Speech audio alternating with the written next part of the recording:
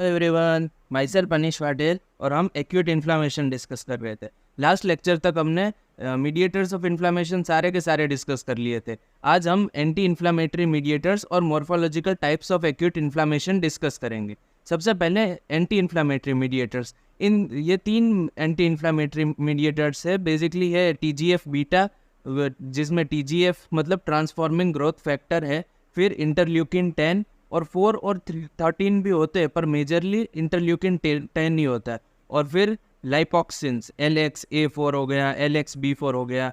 इन तीनों के सिर्फ नाम ही जानने इंपॉर्टेंट है। इनके सोर्स और वो सब बहुत, जैसे मीडिएटर्स पढ़े थे वैसे इनको डिटेल में समझने की ज़रूरत नहीं है। तो इनके तीन नाम याद रखो, TGF बीटा, इंटरल्यूकिन 10 और लाइपोक्सिन। फिर देखो, इसके बाद हम morphological types of acute inflammation discuss करते हैं। मॉर्फोलॉजिकल टाइप्स में देखो, सबसे पहले तो इसमें इन्फ्लामेशन में क्या क्या चीज़ें होती है वो जानना ज़रूरी है और इसकी फाइंडिंग्स जानना ज़रूरी है। और इसके अलावा रॉबिन्स में सबकी हिस्टोलॉजिकल स्लाइड दी हुई है, इतना ही जानना ज़रूरी है। इसको बहुत डिटेल में मत पढ़ना क्योंकि ये इतना ज़्यादा पूछा भी नहीं जाता है। तो सेक ऑफ कंप्लीशन के लिए मैं तो पढ़ा रहा हूँ और आप भी पढ़ लेना, पर बहुत ज़्यादा डिटेल में जानने की इसमें ज़रूरत नहीं है। सबसे पहला मॉर्फोलॉजिकल टाइप है सीरस इन्फ्लामेशन। इसमें क्या होता है, वेस्कुलर परमिएबिलिटी इंक्रीज होती है, उसकी वजह से cell poor fluid leak out कर जाता है। मतलब जिसमें न्यूट्रोफिल्स या WBCs कोई भी टाइप के न हो, सिर्फ प्लाज्मा ही प्रेजेंट हो, वो फ्लूइड बाहर लीक आउट कर जाएगा। इसकी मैं आपको, रुको एक मिनट, हिस्टोलॉजिकल स्लाइड दिखा दो आपको और ज़्यादा अच्छे से समझ में आएगा। देखो, ये है सीरस इन्फ्लामेशन की स्लाइड। इसमें देखो, ये एपिडर्मिस है और ये डर्मिस से सेपरेट हो गई क्योंकि इन दोनों के बीच में यहाँ पर सीरस फ्लूइड इकट्ठा हो गया है। ठीक है, और इसके साथ साथ यहाँ पर ब्लिस्टर फॉर्मेशन भी देखने को मिलता है बर्न्स की केस में। तो देखो, सीरियस इन्फ्लामेशन में यही 3 पॉइंट जानने इंपॉर्टेंट थे। इसके अलावा नेक्स्ट टाइप है मॉर्फोलॉजिकल एक्यूट इन्फ्लामेशन का, वो है फाइब्रिनस इन्फ्लामेशन। जैसे सीरस इन्फ्लामेशन में सीरस फ्लूइड लीक आउट कर रहा था, यहाँ पर फ्लूइड लीक आउट करेगा ना, वो फाइब्रिन रिच होगा।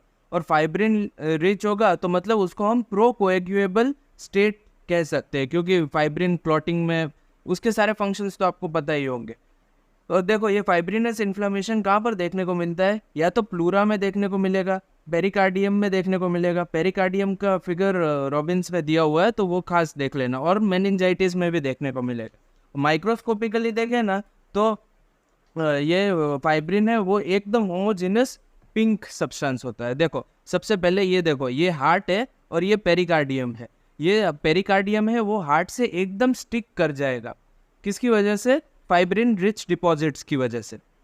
और ये उसकी हिस्टोलॉजिकल स्लाइड है। हिस्टोलॉजिकल स्लाइड में ये देखो, नॉर्मल पेरिकार्डियम है और यहाँ पर फाइब्रिन रिच पेरिकार्डियम है, एकदम होमोजेनस पिंक सब्सटेंस दिख रहा है, ये फाइब्रिन की वजह से हुआ है। ठीक है, इसके बाद नेक्स्ट है प्यूरुलेंट या फिर सुप्यूरेटिव इन्फ्लेमेशन।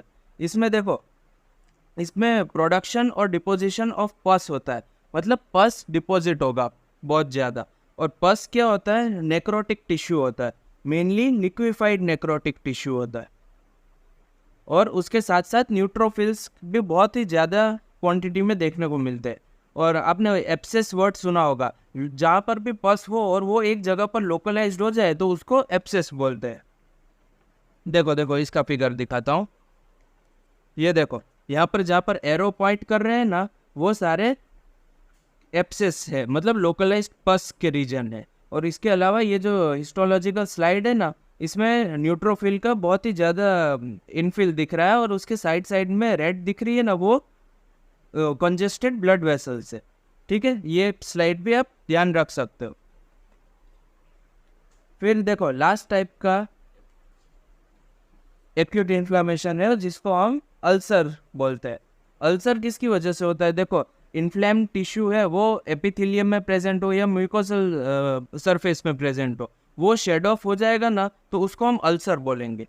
जैसे सपोज करो, ये स्टोमक है, ठीक है, यहाँ पर इन्फ्लेमेशन हो गया और ये टिश्यू शेड कर गया। ये टिश्यू शेड कर जाएगा तो कैसा दिखेगा, देखो, ये तो नॉर्मल है, जहाँ पर शेड किया है वहाँ पर ऐसा दिखेगा। ठीक है, ये पेप्टिक अल्सर का एक एग्जाम्पल है। Main peptic ulcer most common upper GI bleeding में होता है, पर ये एक अल्सर ही है, इसको अल्सर के एग्जाम्पल में याद रखो। इसके बारे में हम पढ़ेंगे सिस्टमिक पैथोलॉजी में बहुत डिटेल में, पर अभी के लिए याद रखो। और इसकी हिस्टो की स्लाइड भी देख लो, ये बहुत ही ज़्यादा इंपॉर्टेंट है। सबसे ज़्यादा हिस्टो की स्लाइड इंपॉर्टेंट हो ना आज के लेक्चर में तो वो ये है। देखो ऐसे ऐसे याद रखो, ये एकदम पिट फॉर्म कर लेता है। ये म्यूकोसा है, सब म्यूकोसा है, वो तो आपको फर्स्ट ईयर की हिस्टोलॉजी से पता ही होगा। पर देखो इसको डिफ्रेंशिएट कैसे करोगे, एकदम पिट फॉर्म कर लिए ना, मतलब ये अल्सर की स्लाइड है।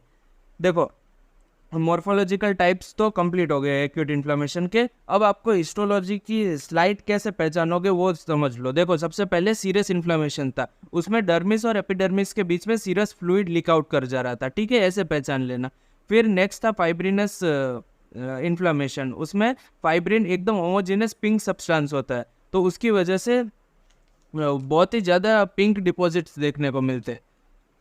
फिर देखो ये प्यूरिलेंट इन्फ्लेमेशन था, उसमें न्यूट्रोफिल्स की क्वांटिटी बहुत ज़्यादा देखने को मिलेगी ब्लड वेसल्स के अराउंड। और लास्ट था अल्सर्स, इसको तो आप भूल ही नहीं सकते, ये एकदम पिट शो करके मैं इंडिकेट करेगा कि ये अल्सर की स्लाइड है, ठीक है। तो इसी के साथ हम एक्यूट इन्फ्लेमेशन को फिनिश करते हैं। नेक्स्ट लेक्चर से हम मोस्ट प्रोबेबली क्रोनिक इन्फ्लेमेशन को स्टार्ट कर देंगे, ठीक है। आई होप कि आपको एक्यूट इन्फ्लेमेशन पूरा अच्छे से समझ में आ गया हो, और अगर आपको समझ में आ रहा है तो आप चैनल को सब्सक्राइब कर दीजिए और अपने फ्रेंड्स के साथ भी मेरे लेक्चर्स शेयर कर सकते हैं, ठीक है। Thank you so much for watching.